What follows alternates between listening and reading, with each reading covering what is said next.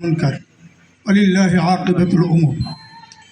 আল্লাহ তাআলা বলতেছেন যে আমি আমার বান্দাদেরকে যখন জমিনে ক্ষমতা দেব, তারা সর্বপ্রথম যেই কাজটা করবে সেটা হলো তারা নামাজের বিল পাস করবে। দেখতে দেখতে আমাদের 55 বছর অতিবাহিত হয়ে গেছে। এই দেশে কিন্তু অমুসলিম ক্ষমতায় আসে নাই, সব মুসলমান ক্ষমতায় আসছে, কিন্তু কাউকে এ ব্যাপারে কথা বলতে শুনি না।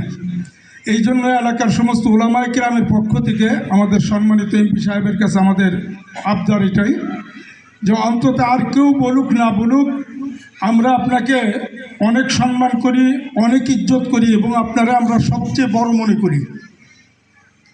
এই জন্যই আপনার কাছে আমরা আবদার জানাইতেছি, আল্লাহ তাআলা যদি আপনাকে ক্ষমতা দেন এবং পছন্দ করেন, অন্তত আপনি আমাদের জন্য, আমাদের এলাকার জন্য অন্তত সংসদে এই আবদারটা করবেন যে সংসদে নামাজের বিলটা পাশ করা হোক।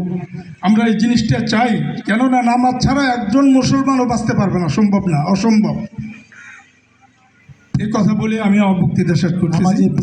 নামাজ পড়া বাধ্যতামূলক, এইটা নামাজের ব্যাপারে একটু বলি। যেমন সৌদি আরবে নিয়ম আছে যে যখন আজান দিবে তখন কিন্তু দোকানপাট বন্ধ করে সবাইকে নামাজে যেতে হবে, তখন কিন্তু কেনা বেচা হবে না। আমি হজে গেছি, হজ করছি, দেখি ইয়াং ছেলে মেয়েরা সব হজে আসছে। আমাদের দেশে কিন্তু 20-30 বছর আগে রেওয়াজ ছিল যে 40-50 বছর না হলে কেউ হজে যেত না। কেন যেত না? সে চাকরি করে, সে ব্যবসা করে, এগুলা সব গুছিয়ে টুচিয়া পোলাপানে হাতে বুঝিয়ে দিত যে বাবা আমি আন থেকে করবো, হজ করে আইসা আমি খালি নামাজ পড়বো আর কিছু করবো না। সেই রেওয়াজ আমাদের দেশে নাই।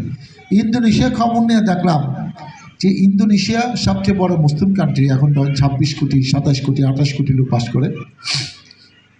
সেখানে জাতীয়ভাবে নিয়ম করা যে হজ না করলে কেউ বিয়ে করতে পারবে না। এখন এই নিয়ম হলে তো আপনার হজ করতেই হবে। আপনার অনেক আমাদের দেশেও যদি ওই ইয়াংরা যায়, কিন্তু এরকম নিয়ম, এরকম কিন্তু কিছু নিয়ম করা এখনই সময় মনে করি। কারণ মানে আমি প্রাসঙ্গিক কথা বলছি, আপনি একটু শুনেন। এই যে ওল্ড হোমের যে কাহিনী শুনি, কোনো মাদ্রাসার ছাত্র তার বাবাকে ওল্ড হোমে রাখে না, কারণ তার তো একটা শিক্ষা দীক্ষা ইসলামের নিয়ম এসে চলছে। কারা রাখতেছে? তারা গুলশান বনানীতে ধানমন্ডিতে বড় হচ্ছে, যাদের অনেক টাকা মালিক, তারা একসময় বিয়ে টিয়ে করে বলে যে এই বয়স্ক বাবাকে আমি দেখা কি ওল্ড রুমে থাকুক, আরামে থাকুক, মাসে মাসে যা টাকা লাগে আমি দেব। যে সন্তান, যে বাবা তার সন্তানকে কষ্ট করে মানুষ করলো, যে মা 10 মাস 10 দিন গর্ভে ধারণ করলো, সে মা বাবা তা এখন পর্যন্ত, এখন তার বউই পড়েছে। এই জিনিসটা মাদ্রাসার ছাত্রদের হয় না। কেন হয় না? কারণ তারা ওই শিক্ষাটা পাইছে যে বাবা মার সাথে বেয়াদবি করা যাবে না। তা আমাদের যদি শিক্ষা ব্যবস্থায় নীতি নৈতিকতা একটা বিষয় থাকতো এবং এখানে আপনাদের মতো লোক যদি সেই সাবজেক্টটা পড়াতো, তাহলে কিন্তু আজকে দেশে অবস্থা হইতো না। আমরা অনেকে ভালো ছাত্র, কিন্তু আমার তো নীতি নৈতিকতা নাই। একসময় ছোটোবেলায় আমি মনে করতাম শিক্ষিত মানুষ মানে ভালো মানুষ। এখন কিন্তু শিক্ষিত মানুষ মানে ভালো মানুষ, এটা ভাবার কোনো কারণ নাই। এই 17 বছরে কত অমানুষকে আমি দেখছি, এগুলো গল্প বলে সারাদিন বলা যাবে। ডাক্তার বলেন, ইঞ্জিনিয়ার বলেন, ঢাকা ইউনিভার্সিটিতে পাশ করছে, জাহাঙ্গীরনগরে, অমানুষ।